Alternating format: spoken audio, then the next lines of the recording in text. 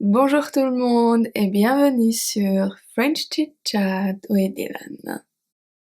J'ai récemment posté une vidéo parlant de ma vie au Canada en général.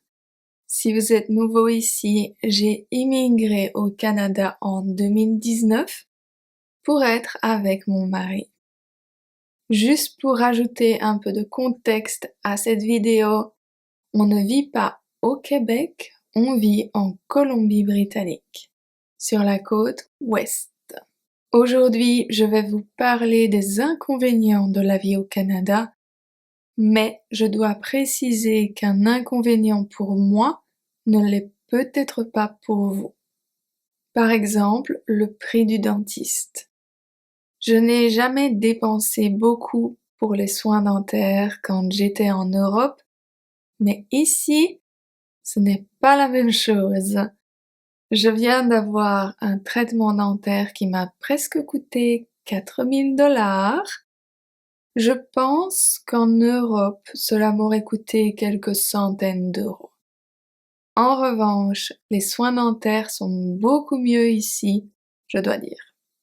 Dans le même registre, il y a le prix du vétérinaire. Rien que pour un nettoyage dentaire, un détartrage, pour Bifi, cela me coûte plus de 1 000 $. Pour référence, le chien de mon frère s'est cassé la patte et il a payé 700 € pour l'opération dans une clinique vétérinaire spécialisée. Juste une petite différence de prix.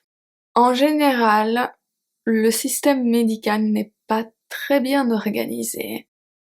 Trouver un médecin de famille est vraiment difficile. On peut aller dans les cliniques sans rendez-vous, mais on est juste un numéro. C'est à la chaîne.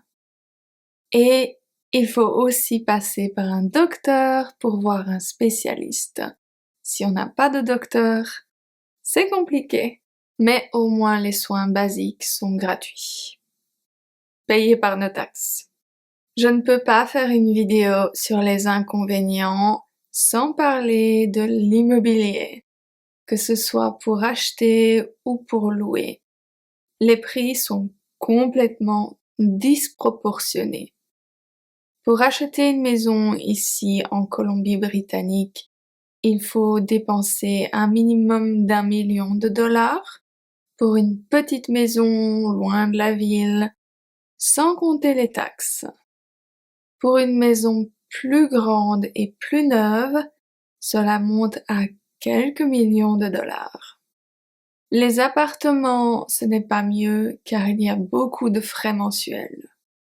On n'est pas propriétaire, on loue un appartement près de la compagnie de mon mari et on paye plus de 1 500 $ par mois pour un appartement en sous-sol, sans jardin, qui n'a pas été rénové depuis 1980. Je ne me plains pas, j'ai un logement et je suis au chaud pour l'hiver, mais ça serait bien d'avoir un petit jardin et un peu plus de lumière naturelle. Si vous vous demandez pourquoi vous ne voyez pas beaucoup mon appartement dans les vidéos ou sur mon Instagram, c'est pour ça. La dernière chose dont je vais parler aujourd'hui, et c'est aussi à propos de l'argent, c'est ce qu'on appelle la cote de crédit, credit score. C'est aussi aux États-Unis, pas seulement au Canada. Je n'ai jamais entendu ça avant de venir ici. J'ai acheté une maison il y a quelques années et tout ce dont j'avais besoin, c'était mes fiches de paye. Rien de plus. Ici, tout est enregistré et la moindre erreur fait diminuer la cote. Une cote plus basse engendre des intérêts plus élevés et un accès plus difficile au crédit. Je trouve ça un peu ridicule, c'est rendre les pauvres plus pauvres et les riches plus riches. Juste un dernier point, car je sais qu'on va me le demander. Les ours ne sont pas vraiment un problème. il faut juste ne pas laisser traîner de nourriture. En revanche, il faut faire attention aux cougars et aux oies. Voilà, les quelques points que je trouve négatifs sur le Canada. Je suis bien évidemment heureuse d'avoir la chance de vivre ici. C'est tout pour aujourd'hui. Merci à mes patrons pour votre soutien. Je vous retrouverai dimanche prochain pour un nouveau chit-chat.